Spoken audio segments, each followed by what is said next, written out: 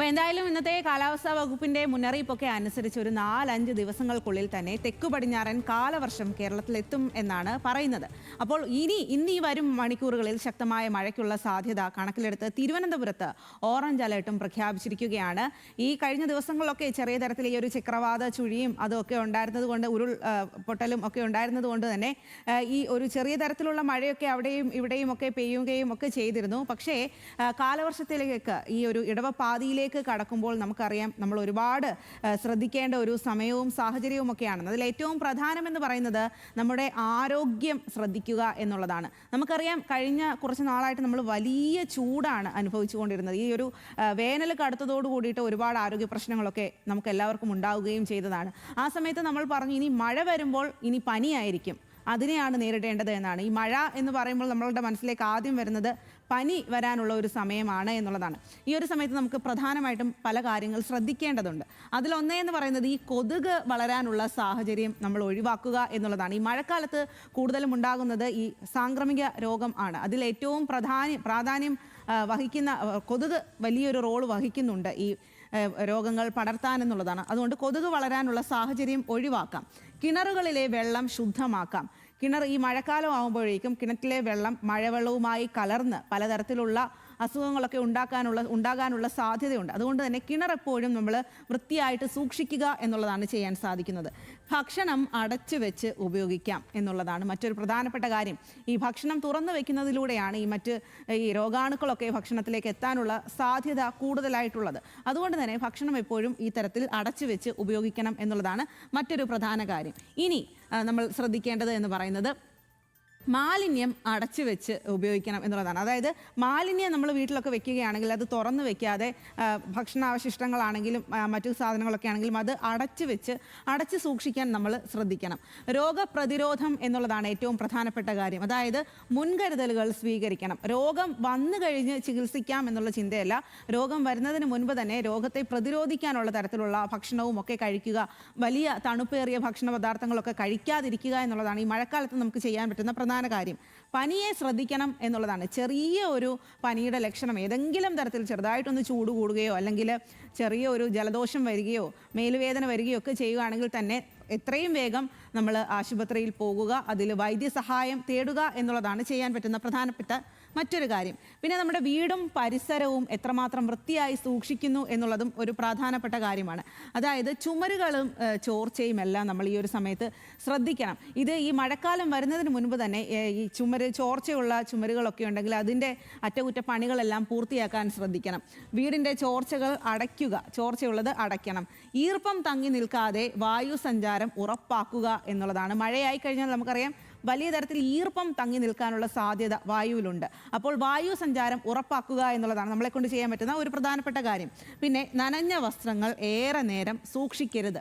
ഈ മഴ സമയത്ത് നമ്മൾ ഏറ്റവും കൂടുതൽ പാടുപെടുന്നത് ഈ അലക്കിയ വസ്ത്രങ്ങളൊന്ന് ഉണക്കി എടുക്കുക എന്നുള്ളതാണ്. ഈ അലക്കിയ വസ്ത്രങ്ങൾ അതേപോലെ നനഞ്ഞിരിക്കുമ്പോൾ വലിയ തരത്തിൽ ഈർപ്പം തങ്ങാനും ഇത്തരത്തിൽ അസുഖമൊക്കെ ഉണ്ടാകാനുള്ള സാധ്യതയുണ്ട്. അത് അങ്ങനെ കൃത്യമായിട്ട് നമ്മൾ അത് ഉണക്കി ഉപയോഗിക്കാനുള്ള സംവിധാനം ഉറപ്പാക്കുക എന്നുള്ളതാണ് നമുക്ക് ചെയ്യാൻ പറ്റുന്ന മറ്റൊരു കാര്യം. ഇനി ഏറ്റവും ശ്രദ്ധിക്കേണ്ടത് ആരോഗ്യം കഴിഞ്ഞാൽ ഈ മഴക്കാലത്ത് നമ്മൾ കൂടുതലായി ശ്രദ്ധ വേണ്ടത് യാത്ര ചെയ്യുമ്പോഴാണ്. കൂടുതൽ അപകടങ്ങളൊക്കെ ഉണ്ടാകുന്നതും ഈ യാത്രകൾക്കിടയിലാണ്. നമ്മൾ മുൻ വർഷങ്ങളിലൊക്കെ കാര്യങ്ങൾ അല്ലെങ്കിൽ സാഹചര്യം പരിശോധിച്ചാൽ നമുക്ക് മനസ്സിലാക്കാൻ സാധിക്കും. ഒരുപാട് മഴക്കെടുതികൾ മൂലം ഒരുപാട് അപകടങ്ങൾ ഉണ്ടാകുകയും ചെയ്തിട്ടുണ്ട്. റോഡുകളിലെ വെള്ളക്കെട്ടാണ് അതിൽ ഏറ്റവും പ്രധാനം. റോഡുകളിൽ വെള്ളക്കെട്ട് ഉണ്ടാകും എന്നുള്ള കാര്യം നമ്മൾ മുൻകൂട്ടി തന്നെ മനസ്സിൽ വെച്ചുകൊണ്ട് വേണം പുറത്തേക്ക് ഇറങ്ങാൻ. വാഹനം ഓടിക്കുമ്പോൾ വേഗത കുറയ്ക്കുക. ഈ റോഡുകളിലെ വെള്ളക്കെട്ടും കുഴിയും ഒക്കെ ഉള്ളതുകൊണ്ട് തന്നെ വാഹനം ശ്രദ്ധിച്ച് ഓടിക്കുക. അമിത വേഗത്തിൽ സാധാരണ പോകുന്ന പോലെ അങ്ങ് പോകാം എന്ന് വിചാരിക്കാതെ വാഹനം ഓടിക്കുമ്പോൾ വേഗത കുറയ്ക്കുക. പിന്നെ നമ്മൾ സ്ഥിരമായിട്ട് ചെയ്യുന്ന പോലെ ഹെൽമറ്റും സീറ്റ് ബെൽറ്റും ഒക്കെ കൃത്യമായിട്ട് ഉപയോഗിക്കാൻ കുറച്ച് കൂടുതൽ ശ്രദ്ധിക്കണം എന്നുള്ളതാണ്. വൈപ്പറുകളുടെ പ്രവർത്തനം ഉറപ്പാക്കുക. കാറിലൊക്കെ ആണെങ്കിൽ വൈപ്പറുകൾ കൃത്യമായി പ്രവർത്തിക്കുന്നുണ്ട് മഴക്കാലത്ത് എന്നുള്ള കാര്യം ഉറപ്പാക്കണം എന്നുള്ളതാണ്. പിന്നെ ഈ യാത്രയിലാണ് നമ്മൾ കൂടുതൽ കാര്യങ്ങൾ ശ്രദ്ധിക്കേണ്ടത്. രാത്രി യാത്രകൾ പരമാവധി കുറയ്ക്കുക. രാത്രിയിൽ അത്യാവശ്യമുണ്ടെങ്കിൽ മാത്രം പുറത്തേക്ക് പോകുക. മഴ കനക്കുന്നതെല്ലാം ഈ രാത്രി ആകുമ്പോഴാണ് കൂടുതലും നമുക്ക് കാണാൻ പറ്റാത്ത രീതിയിലുള്ള കുഴികളൊക്കെ റോഡിൽ ഉണ്ടാകുന്നതും മഴ കനക്കുകയാണെങ്കിൽ കണ്ണുപോലും കാണാൻ പറ്റാത്ത അവസ്ഥയാണ്. അതുകൊണ്ട് അത്യാവശ്യ കാര്യങ്ങൾക്ക് മാത്രം രാത്രിയിൽ പുറത്തേക്ക് പോകുക. മലയോര മേഖലകളിൽ പ്രത്യേക ശ്രദ്ധ വേണം.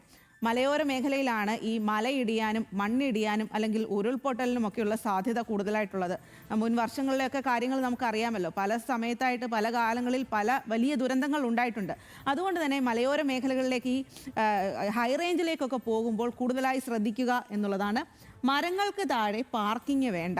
വലിയ മരങ്ങളൊക്കെ കാറ്റത്തൊക്കെ കടപുഴകി വീഴാനുള്ള സാധ്യതയുണ്ട്. അതുകൊണ്ട് തന്നെ വണ്ടികൾ മരങ്ങൾക്ക് താഴെ പാർക്ക് ചെയ്യാതിരിക്കാൻ ഈ ഒരു സമയത്ത് ശ്രദ്ധിക്കണം. ഇനി ദുരന്ത നിവാരണ മുന്നൊരുക്കങ്ങൾ എന്തൊക്കെയാണ് എന്നുള്ളതാണ്. കൃത്യമായിട്ട് നമ്മളുടെ ബന്ധപ്പെട്ട അധികൃതർ ഓരോ സമയത്തും നമുക്ക് കൃത്യമായിട്ടുള്ള മുന്നറിയിപ്പുകളും നിർദ്ദേശങ്ങളും ജാഗ്രത പാലിക്കേണ്ട കാര്യങ്ങളും ഒക്കെ പറയാം. അത് നമ്മൾ ആ സമയത്ത് അനുസരിക്കുക എന്നുള്ളതാണ് നമ്മളെക്കൊണ്ട്, ഒരു സാധാരണ പൗരൻ എന്നുള്ള നിലയിൽ നമ്മളെക്കൊണ്ട് ചെയ്യാൻ സാധിക്കുന്നത്. കേന്ദ്ര കാലാവസ്ഥാ വകുപ്പ്, അതായത് IMD, അതുപോലെ തന്നെ സംസ്ഥാന ദുരന്ത നിവാരണ അതോറിറ്റി KSDMA, ഇവർ രണ്ടുപേരുമാണ് ഈ നിർദ്ദേശങ്ങളൊക്കെ കൂടുതലായിട്ട് പങ്കുവെക്കുന്നത്. അവരുടെ സോഷ്യൽ മീഡിയ പേജുകളിലൂടെയൊക്കെ ഈ കാര്യം കൃത്യമായിട്ട് അപ്പോൾ തന്നെ എന്തെല്ലാം കാര്യങ്ങളാണ്, എപ്പോഴാണ് മഴ വരുന്നത്, അല്ലെങ്കിൽ മഴയ്ക്ക് എത്രമാത്രം തീവ്രതയുണ്ടാകും, കാറ്റ് വീശുമോ അല്ലെങ്കിൽ വെള്ളം പൊങ്ങാനുള്ള സാധ്യതയുണ്ടോ എന്നുള്ള കാര്യങ്ങളൊക്കെ ഇവർ പറയും. അത് നമ്മൾ കൃത്യമായിട്ട് മോണിറ്റർ ചെയ്യാൻ നമ്മളെക്കൊണ്ട് സാധിക്കും. അല്ലെങ്കിൽ വാർത്താ മാധ്യമങ്ങളിലൂടെ അതെല്ലാം പ്രേക്ഷകരിലേക്ക് എത്തിക്കുകയും ചെയ്യും. റെഡ്, ഓറഞ്ച്, യെല്ലോ അലേർട്ടുകളാണ്. ഈ കാര്യമൊക്കെ നമുക്ക് മലയാളികളെ പ്രത്യേകിച്ച് പറഞ്ഞു പഠിപ്പിക്കേണ്ട ആവശ്യമില്ല. കഴിഞ്ഞ കുറച്ച് വർഷങ്ങളായിട്ട് നമുക്കറിയാം.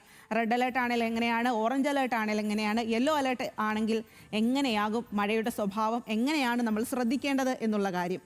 പിന്നെ ഈ മാറി താമസിക്കാൻ പറഞ്ഞാൽ അത് അപ്പോൾ തന്നെ അനുസരിക്കുക എന്നുള്ളതാണ്.